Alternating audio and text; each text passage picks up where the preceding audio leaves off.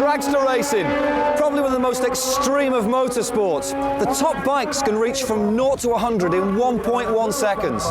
Now we're down at Santapod Race Circuit today at the Thunderball event, where cars and bikes are competing in their own class. Let's go and find out a little bit more about it.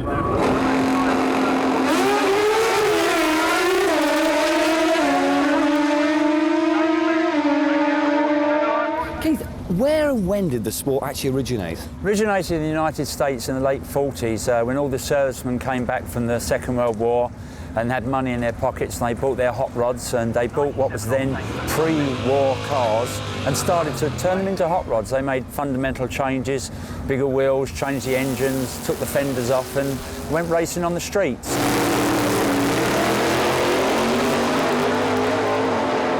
Tell me a little bit about dragging. How does it actually work? How do the events work? It's basically, it's not to be confused with sprinting. It is actually a race, and the simple analogy is to make it like tennis.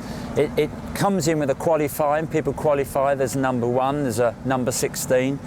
Of the fastest race is the slowest, and it goes right the way down to just the pair left. But it is a race against each other, although it's the clock and everyone goes, wow, wasn't that a fast time, wasn't that an incredible speed? The truth is, it's a race of elimination.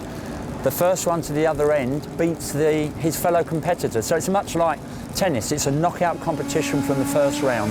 And how do the different levels of sort of motorcycling, how does that sort of work? You go right from the very top professional classes right down to what we call sportsman or amateur levels. And what makes them do this? I mean, what is it, the preparation aspect of it all? Is it the actual racing? Is it the whole, what makes these guys do it? In a word, they're speed junkies. The faster you go, the faster you want to go. You talk about fast cars and fast bikes on the road, a Ferrari or whatever doing 0 to 60 in 3.5 seconds. Everyone goes, wow. Top fuel cars do 0 to 60 in 0.5 of a second. Top fuel bikes, they're all running at under a second. It's incredible. So that thrill, you can't get that anywhere else in the world.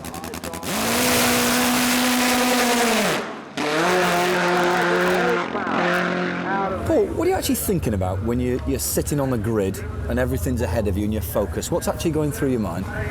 You're looking at the end of the track, you see very little, you don't hear the crowd, you're not aware of them even being there. You basically are steadying the bike, lining yourself up for the run, and you're looking towards the gantry, because at the same time that you're looking to the winning gantry, you're also looking at the shift light, which is this. And you sort of get yourself into one frame of mind, and then the lights change and you go, and that's it. Do you, when you're going down there, are you even conscious of the guy with you? No, or not is at it all. Purely you and the clock? No, just me, the clock. If you see them out the corner of your eye, it doesn't necessarily mean that they're a threat to you, because the light changing on the tree could mean that they red lit and got away earlier than you, so you don't really think about anything apart from keeping the bike straight. And as you know, you steer with your body to a certain degree, so you become part of the bike basically, and that's how you ride it.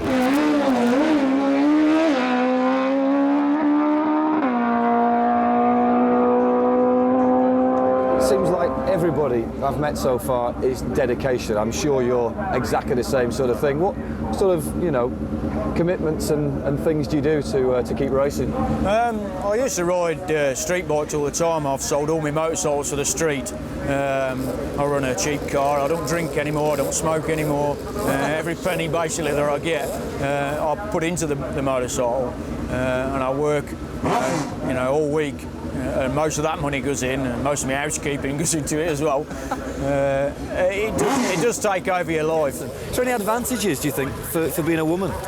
Yeah, I think there is. Women are generally smaller and lighter, which helps with the speed, streamlines the bike more. I think women have better reaction times than the guys, which is good. Races can be won and lost on the start line.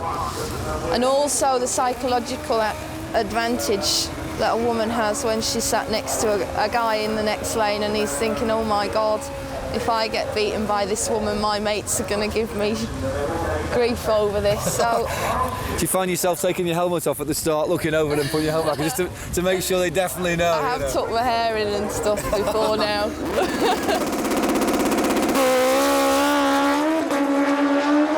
So what about the age thing? Does that matter in this sport, or can you be any age? I don't think it makes any difference. One of the guys that rides a top fuel bike, which is sort of 1,000 horsepower bike, he's got to be 50 years old and he still does it.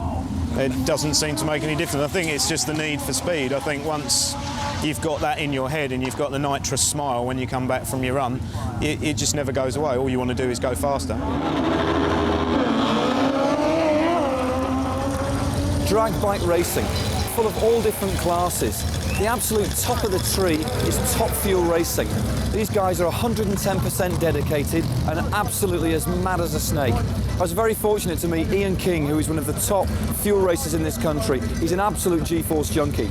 He's invited me down to his workshop to find out a little bit more about the sport and about the development of the bikes and how he gets it ready for race meetings like this. Ian, this is a top fuel racer. It's the extreme of the sport. What makes this different from, say, funny bikes and things? Well, basically these particular type of bikes have a purpose-built drag engine. These also run superchargers and nitromethane, whereas funny bikes tend to run petrol. Now, most motorsport, it tends to work on a power-to-weight ratio. Is this the same thing in this sort of class of machine? Well, these bikes are excessive in terms of their power. They run about 1,000 horsepower plus. Wow. So the trick is transferring that power to the track. You have to be able to control how much power the engine is actually moving through that back tyre as you go down the track itself. If you leave the line with too much, you can blow the tyre away and lose the race.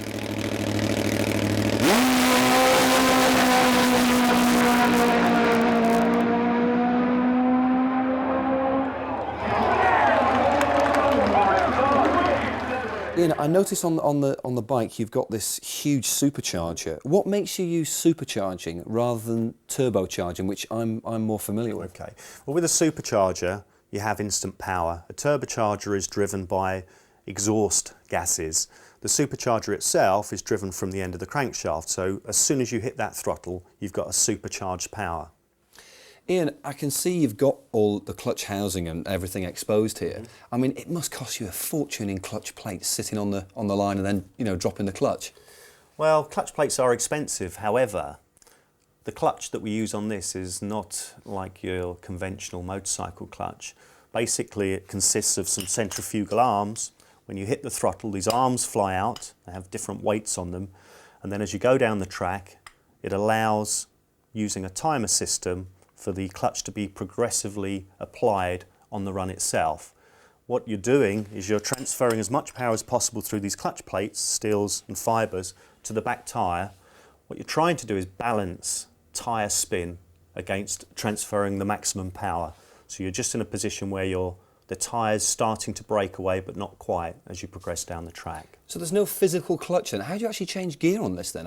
Well, basically it uses what they call an epicyclic gearbox. You've got one gear change, so you're in gear when you're sitting on the line, you hit the throttle, the clutch starts working, at a point on the track that learnt by experience and sound, you hit second gear. You don't roll the throttle off at all, so it's power, straight into second gear, more power. I have to say, I have been looking around. It's taken me 25 minutes to realise there isn't actually a foot pedal for the gearing. That's the reason why. No, absolutely not. There's just the one big black button on the handlebar. And that's it? Yes, absolutely. With the power of this engine, I mean, your terminal speed is about 230 miles an hour. How do you actually then stop the machine? Well, the most critical part of the run is when we cross the line. The first thing I have to do is find the fuel shut-off. The problem with these is that even if you cut the ignition, we run a magneto, the nature of the fuel is that it can continue to burn and combust. So therefore, even with cutting the ignition, you could continue on down the track. We have to cut the fuel, stops the fuel delivery to the engine. The next thing is front rear brake. Oh, I see. So you're going to rear brake on the left? Absolutely.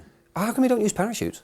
Well, the cars use parachutes. The problem we have on the bikes is that there's such a negative G effect when these parachutes come out that in fact if it was to be done on a bike, you fly over the handlebars. Oh, wow. Yeah.